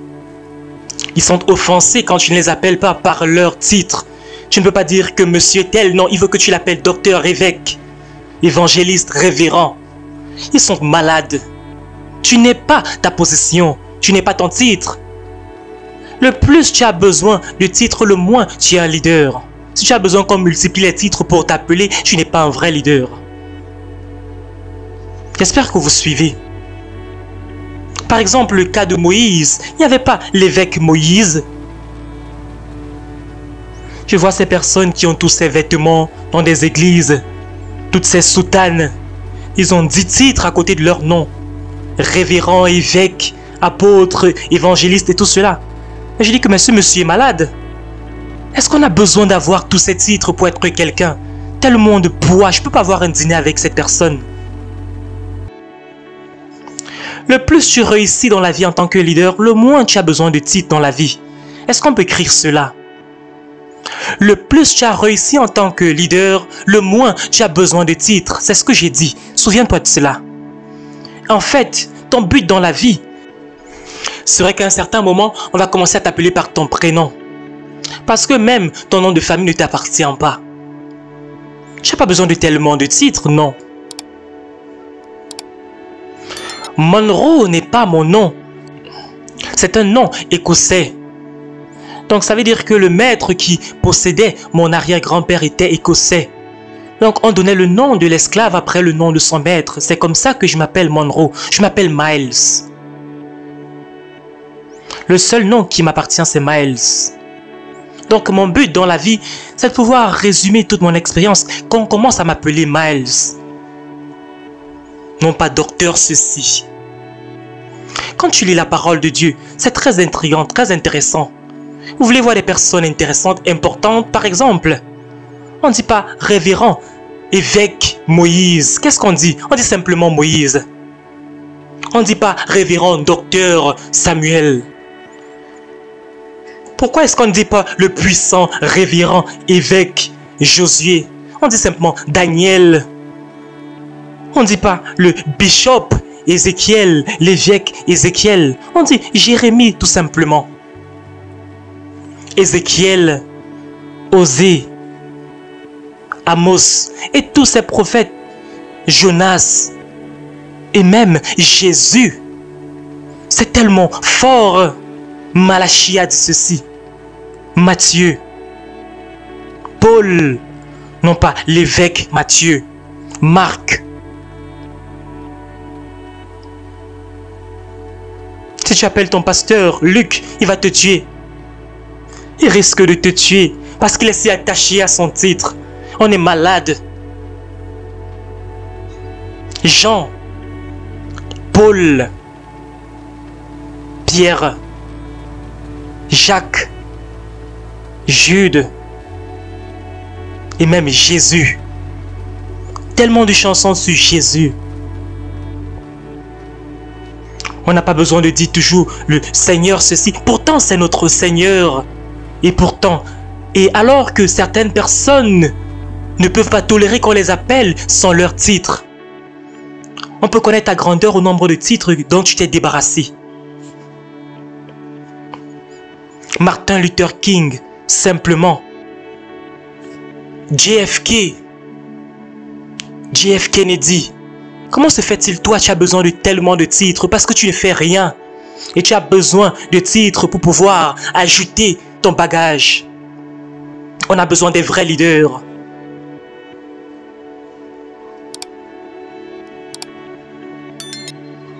Donc le leadership, c'est pas une poursuite de pouvoir, de position, de titre ou bien d'autorité.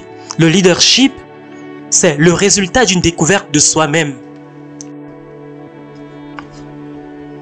Je voudrais que tu passes quelque temps devant le miroir pour une découverte personnelle. Éloigne-toi de certaines personnes, du monde extérieur et prends une retraite personnelle. Rencontre-toi toi-même. Tout le monde qui s'est découvert dans l'histoire était seul. Moïse était quelque part dans un désert.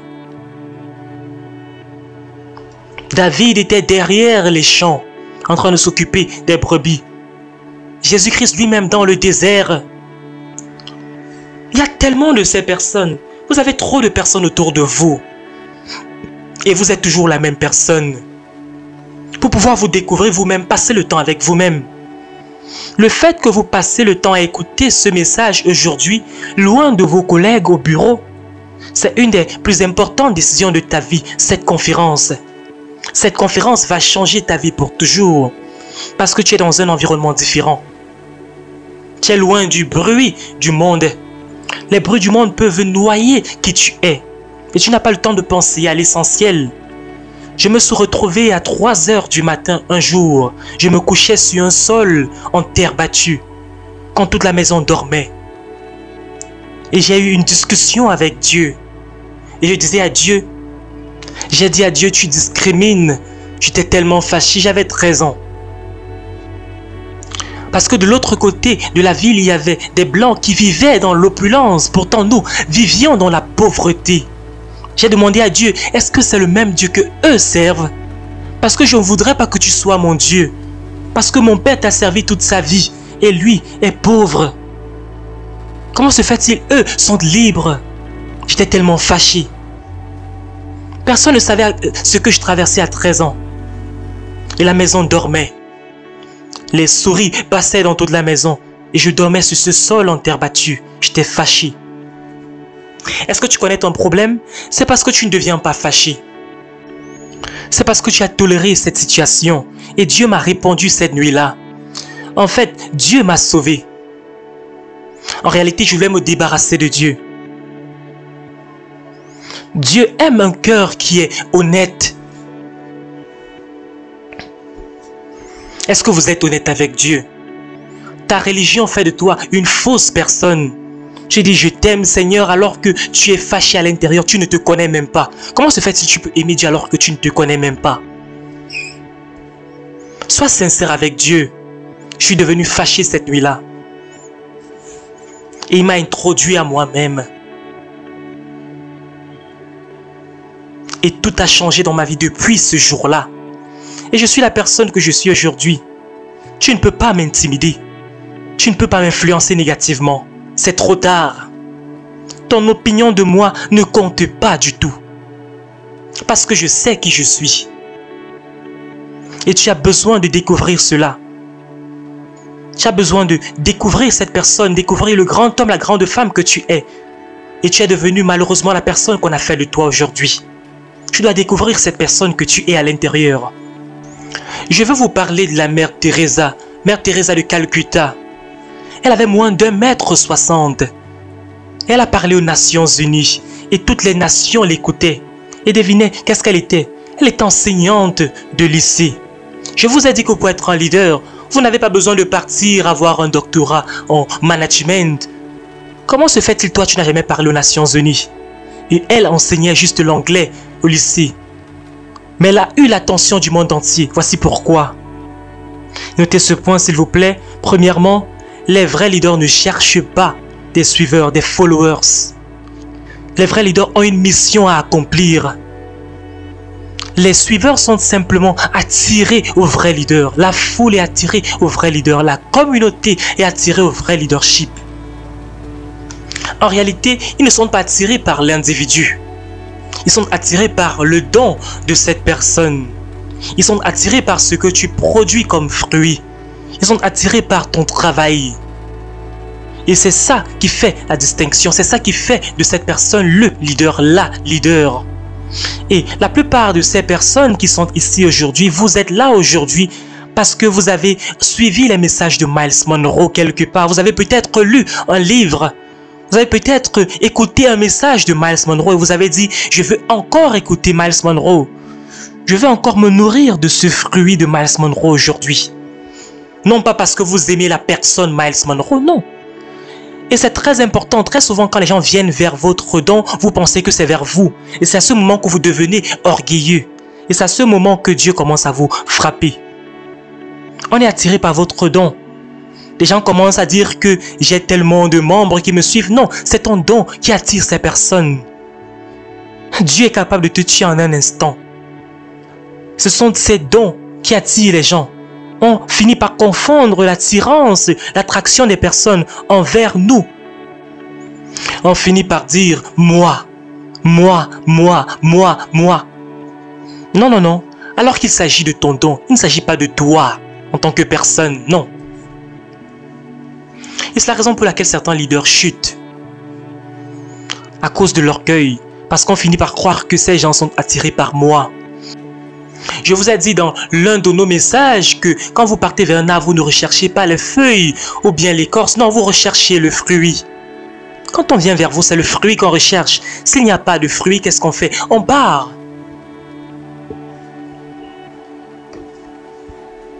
Les gens viennent vers vous à cause du fruit. Quand un leader tombe, c'est parce que lui ou elle pensait que c'est lui l'élément d'intérêt. Non. Vous vous demandez pourquoi? Pourquoi est-ce que des personnes commencent à vous fuir?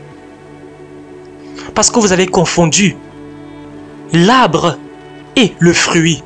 Vous n'êtes que l'arbre qui produisait le fruit. Je suis simplement un serviteur. Je suis en train de vous servir mon don à l'instant. Il ne s'agit pas de moi. Il s'agit de mon don. J'espère qu'on est ensemble et qu'on suit. Est-ce qu'on peut noter ce prochain point? L'attraction, c'est l'inspiration qui est produite par la passion, de l'individu pour produire ce fruit-là. Si vous voulez devenir un leader, trouvez votre passion. Poursuivez votre passion. Poursuivez cela avec persévérance. N'abandonnez pas et servez le monde. Donnez cela au monde. Et les gens vont être attirés vers vous. Le leadership, c'est une question d'attraction. On ne force pas les gens à nous suivre. Et la façon de maintenir cela, c'est de continuer à servir simplement. Si vous voulez être grand dans la vie, il faut juste servir votre fruit. Servez juste votre don.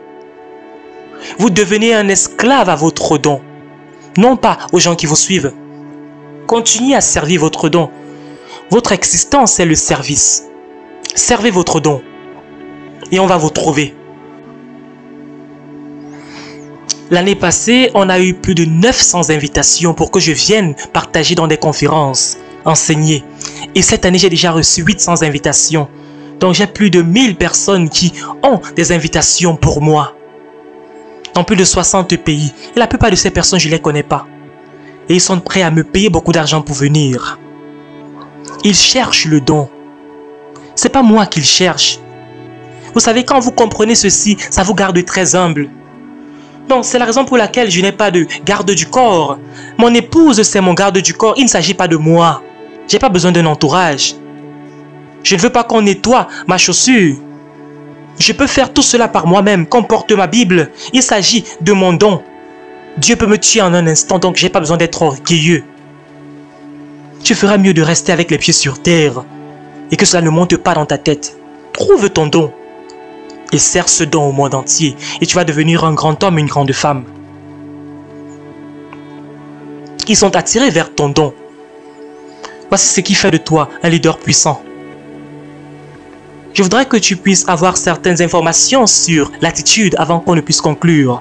Ton attitude vient de tes croyances fondamentales. Et c'est ça que je suis en train de traiter maintenant. Je traite avec ce qu'on t'a dit quand tu avais 5 ans. La maison dans laquelle tu as grandi, on t'a dit que tu ne pouvais pas faire ceci, tu ne pouvais pas faire cela. Tu es parti dans une école où ton enseignant t'a dit que tu ne pouvais pas faire ceci. On t'a donné des fausses croyances et aujourd'hui tu as une vie qui n'est pas la tienne. Tu n'aimes pas la vie que tu vis aujourd'hui. Je traite avec ces croyances fondamentales parce que cela détermine ton attitude. Tu dois traiter avec ces croyances au sujet de toi-même. Quelles sont mes convictions à mon sujet? Quelles sont mes opinions à mon sujet? Si tu n'as pas une opinion à ton sujet, quelqu'un d'autre va te donner une opinion. J'espère que vous suivez. Tu dois avoir la connaissance de qui tu es. Qui es-tu? Quelle est ton identité? Tes capacités? Est-ce que tu connais tes vraies capacités? Je voudrais que tu puisses écouter ces messages encore et encore sur le potentiel et le leadership. Cela va révolutionner ton existence et ta vie. Et certains d'entre vous, écoutez, vous n'appliquez pas ces messages. Appliquez-les. Parce que ces messages ont fait de moi la personne que je suis aujourd'hui. J'ai compris que mes capacités n'ont rien à voir avec les examens que je prends à l'école. Ma vie a été changée depuis ce jour-là. Ton école ne connaît pas qui tu es. Ne crois pas aux mauvaises notes que tu as eues quand tu étais encore à l'école. Tu ne peux pas mesurer un être humain, toute la capacité d'un être humain en 1 heure d'examen. Certains d'entre vous, vous êtes toujours en train de vivre sous l'influence d'un examen que tu as pris il y a 20 ans. Une note de mathématiques que tu as eu il y a 20 ans, il y a 30 ans. On t'a dit que tu ne pouvais pas faire la mathématique parce que tu n'as pas bien composé cette note. J'ai 3 licences en tant que personne. J'ai un master en administration et leadership. J'ai 5 doctorats honoraires et je ne fais pas confiance à tout cela. Pourquoi? Quand tu es impressionné par l'évaluation d'une personne à ton sujet, tu deviens maintenant quelqu'un qu'on a piégé. Parce que tu es limité par leur évaluation de toi. Tu ne peux pas mesurer combien je suis intelligent. Laissez un commentaire en dessous de cette vidéo pour nous dire qu'est-ce que vous pensez de tout ceci. On continue. Est-ce qu'on peut noter ce prochain point? Ta capacité de conduire dépend de l'attitude qui est produite par ton image, l'image que tu as de toi-même, par le sentiment d'importance que tu as, par l'estime que tu as de ta propre personne. Ta capacité de diriger dépend de ton attitude et ton attitude dépend de tes croyances à ton sujet. Et cela est produit par l'image que tu as de toi-même. Comment tu te conçois? Comment tu te vois? Quelle est ta valeur selon toi-même? Est-ce que tu as une estime pour toi-même? Je te donne un exemple. Je sais que je suis important pour le monde entier. Je le sais. J'ai cette confiance-là. C'est une phrase qui vient de ce que je suis important. Je sais que j'ai de l'estime pour moi-même. Le monde a besoin de moi. Ça, c'est quelqu'un qui a une haute estime de lui-même. J'ai de la valeur, je suis important. Je ne suis pas né de cette façon. On m'a dit que je n'avais pas de valeur. Les Grecs m'ont dit que je n'ai pas les cheveux blonds, que j'ai une couleur de peau noire, que je ne peux pas faire ceci, faire cela. Donc je devais obtenir mon information de quelqu'un d'autre. J'ai eu cela du manufacturier, du fabricant, du créateur. Et son manuel, la parole de Dieu. Il m'a enseigné que je suis créé en son image. Quelle image? Quelle image? L'image de Dieu. L'image de Jéhovah. Et selon lui, rien n'est impossible à celui qui croit. Ce sont de telles paroles qui m'ont transformé. Ce qu'on t'a dit à ton sujet était un mensonge, cher ami, cher frère, chère sœur. Ne crois pas en cela. Que Dieu soit vrai et que tout homme soit menteur. Que Dieu soit vrai et tout homme soit un menteur. Ne fais pas confiance à l'opinion d'un être humain à ton sujet. Tes parents ne te connaissaient pas. C'est comme l'histoire de Jésus-Christ qui avait quitté avec ses parents, était parti au temple quand il avait l'âge de 12 ans. Qu'est-ce qui s'est passé? Après avoir assisté à toutes les cérémonies qui se sont passées, ils sont rentrés, mais ils ont laissé Jésus-Christ derrière. Et après 3 jours de recherche du petit Jésus qui avait 12 ans à l'époque, ils ont dit: mais Jésus, où est-ce que tu étais tout ce temps-là? On t'a cherché, on ne t'a pas vu. Pourquoi est-ce que tu nous as causé toute cette peine? C'est Marie qui parlait, ton père et moi-même. Et tout cela après, Jésus-Christ a répondu: ne savez-vous pas que je dois faire l'œuvre de mon Père? Il se peut que ton parent ne sait pas qui tu es. Ton père, bien que Marie avait eu la révélation, elle était toujours limitée. Qui est ce petit garçon? À combien plus forte raison tes parents aujourd'hui? Beaucoup de parents ne connaissent rien au sujet de leur enfant. Et vos parents vous ont méprisé. Aujourd'hui, vous avez toujours une fausse identité de qui vous êtes. Tes parents peut-être ne connaissent pas qui tu es. Ne savez-vous pas que je devais faire ce travail? Ne sais-tu pas, papa, que je pouvais faire ceci? Ne sais-tu pas, maman, que je pouvais faire cela? Les parents, beaucoup de parents ne savent pas qui sont leurs enfants. Marie ne connaissait pas qui Jésus était. Eh bien, pour toi qui n'as pas eu des parents, qui n'as pas grandi avec tes parents, peut-être biologiques, pour toi qui n'as pas grandi dans de bonnes circonstances, en réalité, tu ne rates rien. Pourquoi? Parce que Dieu connaît qui tu es. Tes parents ont simplement été utilisés par Dieu pour que tu viennes ici sur terre. C'est lui qui connaît la vérité à ton sujet, bien que certaines ressources, certaines bonnes choses peuvent venir des parents. L'essentiel, il faut dire, l'essentiel, la vérité, l'identité vient de Dieu. Les vrais leaders sont beaucoup plus préoccupés avec la manifestation de qui ils sont. Ils ne sont pas là pour prouver qui ils sont. Ils se manifestent juste. Le fait que tu veux prouver qui tu es, c'est parce que tu as des insécurités. Les vrais leaders ne sont pas ce genre de personnes. Ils n'essayent pas de prouver qui ils sont. Ils sont un peu trop occupés à être eux-mêmes. Les leaders sont des individus qui ont déclaré l'indépendance de l'opinion et des attentes des autres. Je ne vais pas permettre que toi tu puisses déterminer qui je deviens. Ils n'essayent pas d'être comme les autres. Ils veulent juste aider les autres à être eux-mêmes et eux-mêmes gardent leur identité. Ils n'essayent pas d'être comme les autres. Souvent, on a l'orgueil quand on dit que telle personne est comme moi. Non, cette personne doit devenir comme Dieu voulait qu'elle soit. Il faut que les autres deviennent comme elles soient et toi tu deviens comme toi tu es.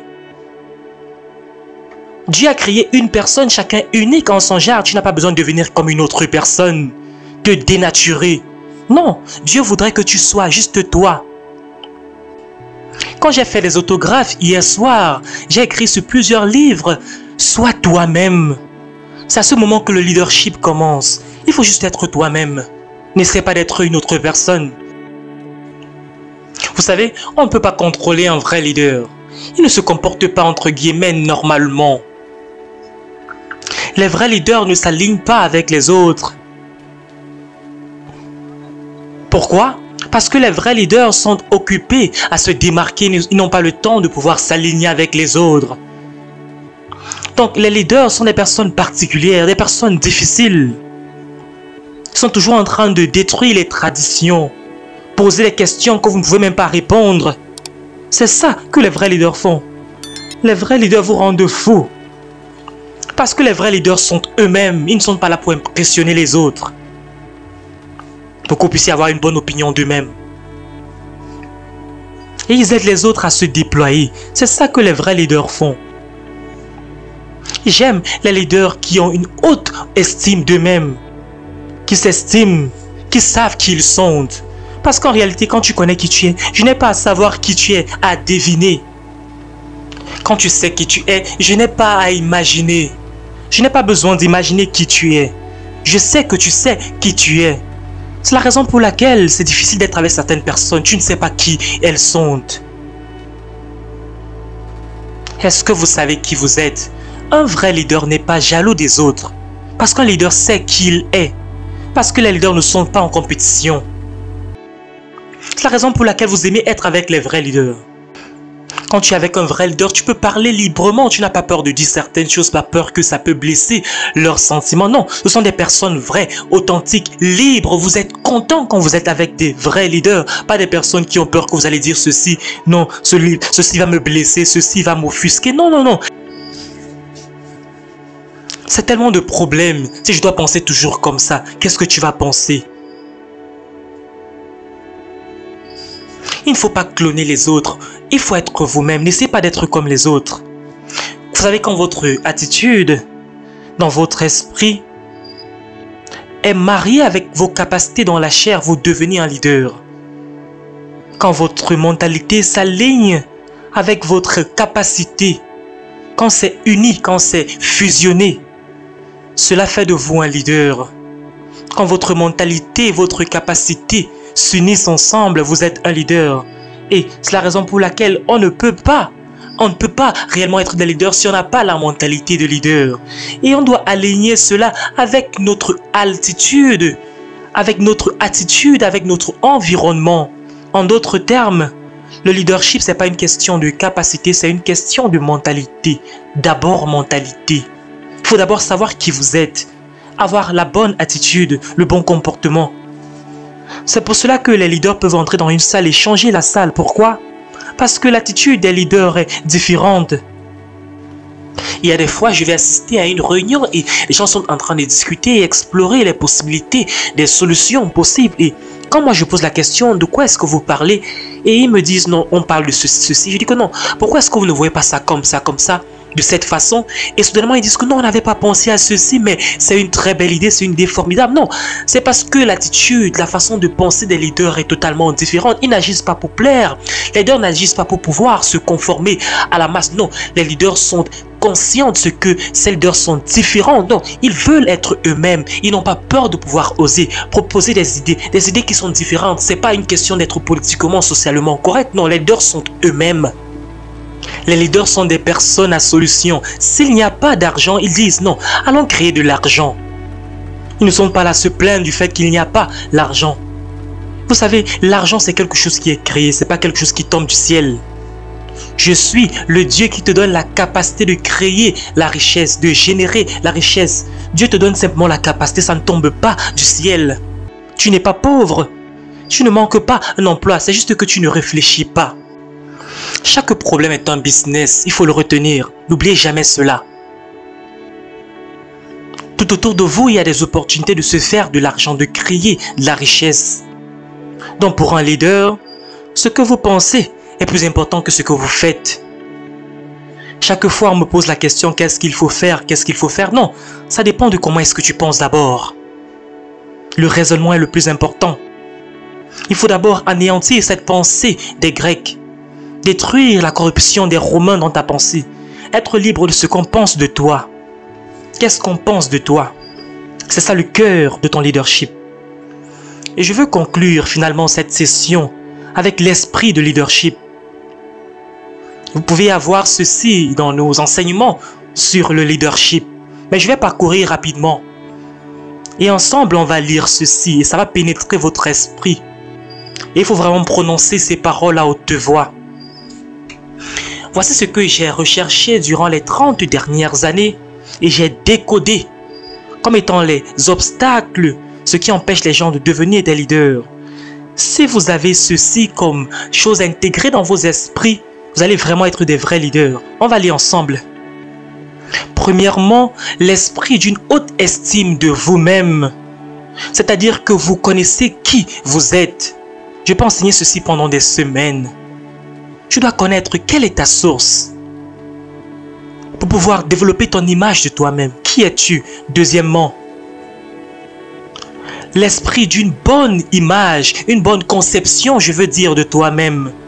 Ça veut dire que tu as une image claire, une vraie nature de qui tu penses que tu es. Troisièmement, l'esprit de la confiance en toi-même.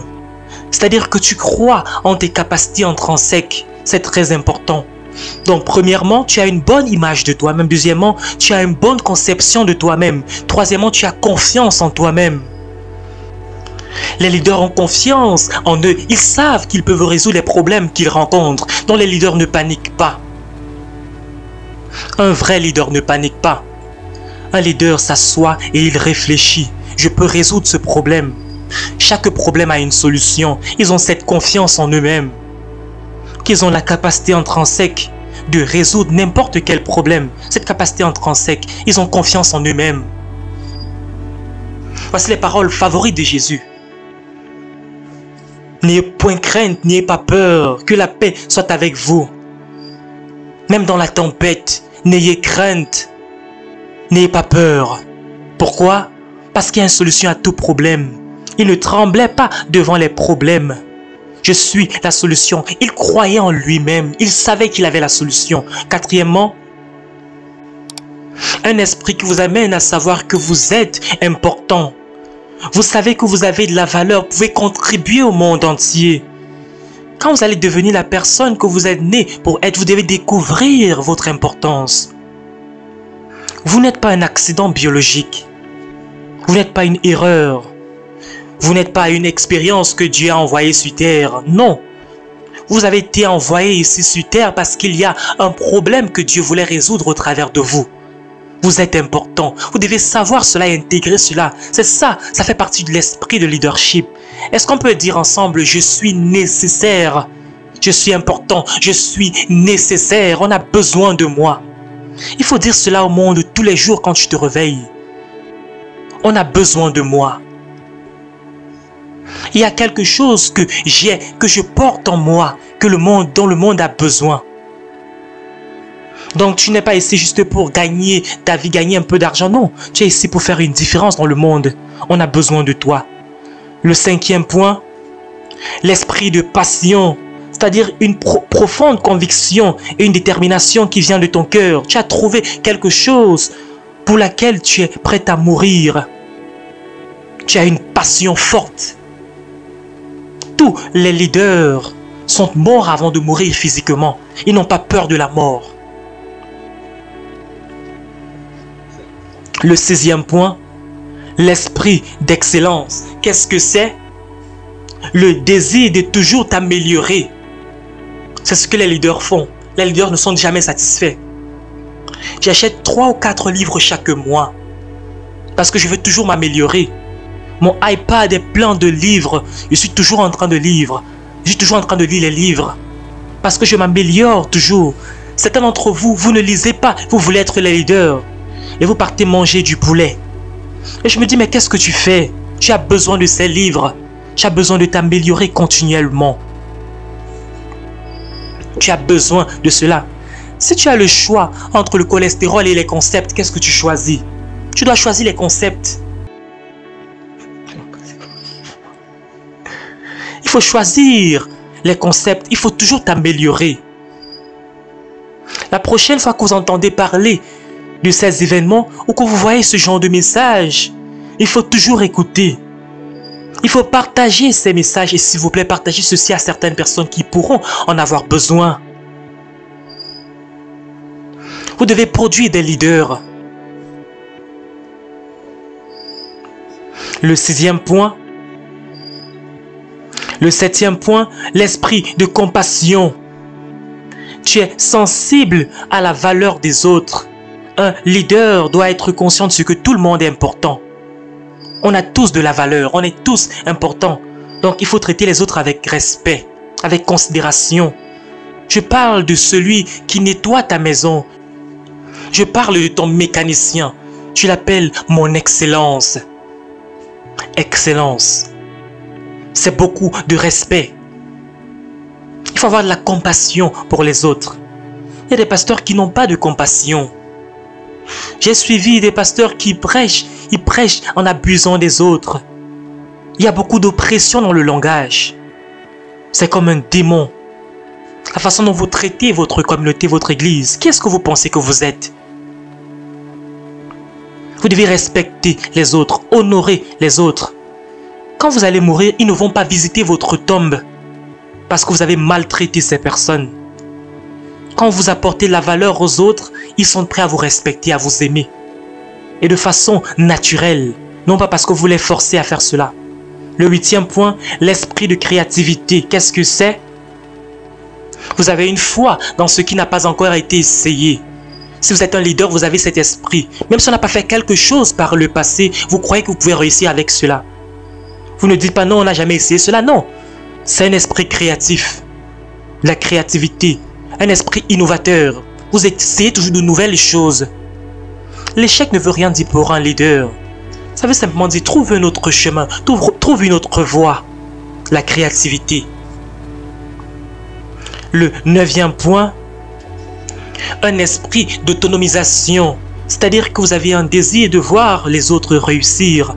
10e, un esprit d'amélioration de vous-même. Qu'est-ce que ça veut dire? Vous êtes engagé à croître personnellement. 11e, un esprit de discipline personnelle. Qu'est-ce que ça veut dire? Un engagement à vous engager à certains standards que vous avez imposés sur vous-même. C'est très important. Vous savez, un leader n'a pas besoin d'influence extérieure pour être discipliné. Vous imposez sur vous-même de la discipline. Je ne fais pas ceci, je ne commets pas l'adultère, je ne mens pas. Je suis fidèle à ma conjointe, à mon conjoint. Donc, vous imposez cela sur vous-même. L'apôtre Paul appelle cela battre votre chair. Je traite ma chair durement. Je ne mens pas, je ne vole pas, j'impose cela sur moi-même. Je n'arrive pas en retard, j'impose cela sur moi-même. Je ne méprise pas les autres, j'impose cela sur moi-même. Je fais confiance à mes collaborateurs. Vous êtes toujours en train de vous discipliner vous-même. Je vais faire du bien même dans le noir. Quand personne ne me regarde, je vais avoir un bon caractère. Je vais faire les choses de façon juste quand personne ne me regarde. C'est comme ça que les leaders sont. On peut faire confiance à un leader quand personne n'est autour d'eux. Parce que les leaders savent comment se discipliner eux-mêmes. Quand un leader tombe dans l'immoralité, c'est parce qu'ils n'ont pas de discipline. Quand vous enlevez la discipline, vous allez pécher. Quand vous n'avez pas de discipline, vous n'avez pas le droit de discipliner les autres. Cela vous enlève le droit de discipliner les autres, le droit de diriger les autres. Le leadership, écoutez-moi bien, c'est pas un droit, non, C'est un privilège. Un privilège qu'on vous donne, que vos suiveurs vous donnent, votre communauté. La seule chose qu'un leader a, c'est juste la confiance qu'on lui donne. Quand vous violez cette confiance, vous n'avez plus le droit de diriger. Vous avez juste un titre inutile. Et on vous appelle leader. Non, vous n'avez plus le droit de diriger quand vous violez la confiance qu'on vous donne. Disciplinez-vous pour garder cette confiance qu'on vous a donnée. Laissez un commentaire s'il vous plaît. Après cette vidéo, regardez la vidéo qui va suivre. Que Dieu vous bénisse abondamment.